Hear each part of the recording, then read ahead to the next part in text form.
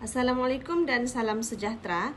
Saya Maimunah binti PH Muhammad, nombor matriks 290747 daripada Kumpulan K Kota Kinabalu, ingin membentangkan hasil perbincangan tim kami berkenaan dengan tajuk kesihatan awam. Okay, pertama sekali saya akan membentangkan berkenaan dengan pengenalan kesihatan awam. Kesihatan awam merupakan satu usaha ke arah pengagihan kesihatan dari segi perubatan, rawatan dan fasiliti yang sama rata kepada masyarakat umum tanpa melakukan diskriminasi. Meningkatkan kesihatan keseluruhan komuniti dengan tumpuan khusus pada promosi kesejahteraan, perlindungan dan pencegahan penyakit. Berfungsi untuk menawarkan komuniti perkhidmatan yang cekap, berkesan dan lengkap di setiap peringkat, termasuk perkhidmatan promosi, pencegahan, kuratif dan pemulihan. Penting dalam perjuangan untuk menyingkirkan penyakit dan wabak, memastikan orang ramai sihat dan mengurangkan bilangan orang yang terkorban akibat penyakit. Seterusnya, peranan setiap pihak terhadap kesihatan awam. Pertama sekali, pusat kesihatan yang diterajui oleh KKM.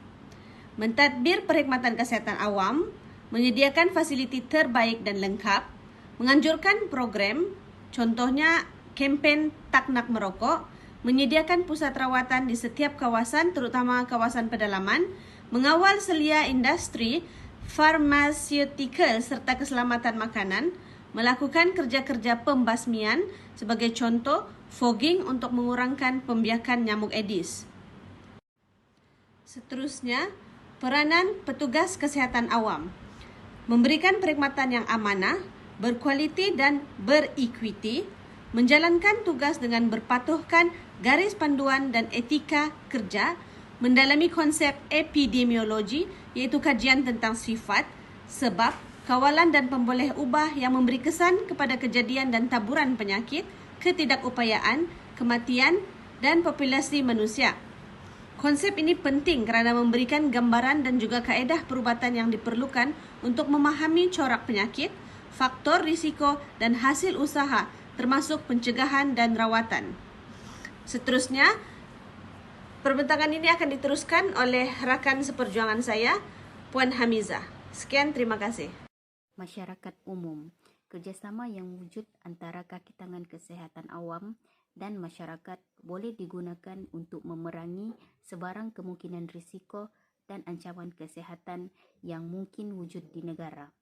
Penyertaan dalam aktiviti komuniti juga boleh menyumbang kepada pembangunan hubungan antara pakar kesihatan awam, penyedia penjagaan kesihatan dan ahli masyarakat umum, menjalankan SOP yang dikeluarkan oleh Kementerian Kesihatan Malaysia.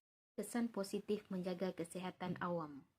Keadaan kesihatan individu memberi kesan positif dan signifikan secara statistik terhadap pengembangan ekonomi negara kerana peningkatan dalam jangka hayat penduduk akan menyumbang kepada peningkatan produktiviti. Dengan meningkatkan produktiviti, menghabiskan masa di tempat kerja, melabur lebih banyak dalam pendidikan dan meningkatkan pelaburan dari segi kewangan, menyediakan semua orang peluang kesihatan yang saksama. Kanak-kanak, wanita dan lelaki dari semua peringkat umur dilayan sama rata sekaligus meningkatkan keadaan kesihatan seluruh masyarakat. Langkah kerajaan menjaga kesihatan awam. Pada tahun 2019 sehingga 2022, Malaysia menjalankan pelbagai program dan juga pelaburan bagi menghadapi pandemik COVID-19.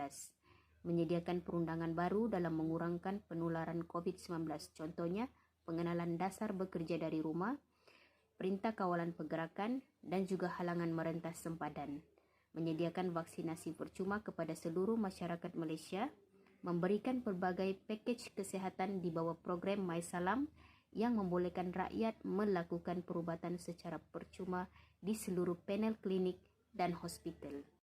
Assalamualaikum, saya Ramlan Lucy, nomor matrik 290797. Langkah kerajaan menjaga kesihatan awam.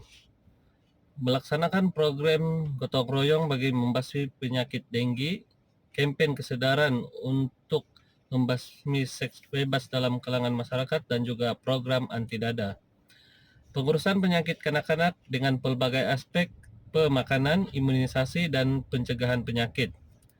Penilaian perkembangan berasaskan umur disediakan melalui rekod kesihatan kanak-kanak untuk kanak-kanak sehingga umur 7 tahun WHO 2006. Penilaian ini termasuk vaksinasi, cadangan pemakanan, dan panduan tentang pilihan rawatan kesehatan dan pergigian. Seterusnya, Kementerian Kesehatan bekerjasama dengan Jabatan Hal Ehwal Orang Asli untuk menyediakan perkhidmatan kesehatan kepada penduduk asli. Kementerian Pengajian Tinggi menyelia hospital, perguruan, universiti, dan Kementerian Pertahanan menyelia hospital tentera dan pusat perubatan.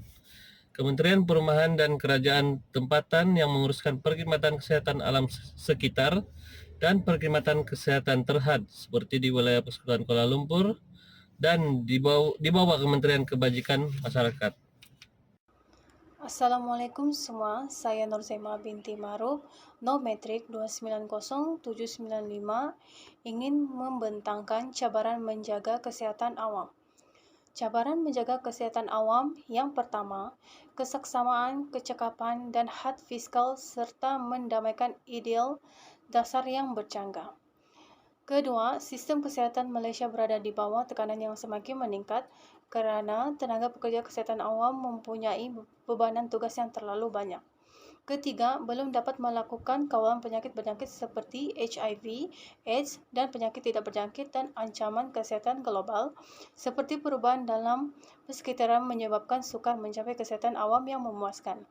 Keempat, terpaksa berhadapan dengan penyakit baharu meski belum dapat menyelesaikan permasalahan sebelum ini. Kelima, masalah kekurangan buruh terutama dalam bidang kesihatan awam. Penutup bagi kesihatan awam. Kesihatan awam amat penting bagi memastikan kesejahteraan masyarakat di samping memberi impak yang positif terhadap pembangunan negara. Hal ini kerana masyarakat umpama aset utama kerajaan dan tanpa masyarakat, ekonomi, sosial, pendidikan dan pelbagai aspek akan lumpuh. Malaysia telah mengorak langkah besar dalam meningkatkan kesihatan penduduknya melalui pelaksanaan sistem penjagaan kesihatan mampu milik yang disokong oleh pendapatan am dan menawarkan rawatan yang komprehensif dan universal. Oleh itu, tidak mustahil pada masa akan datang kesihatan awam di negara dapat dipertingkatkan.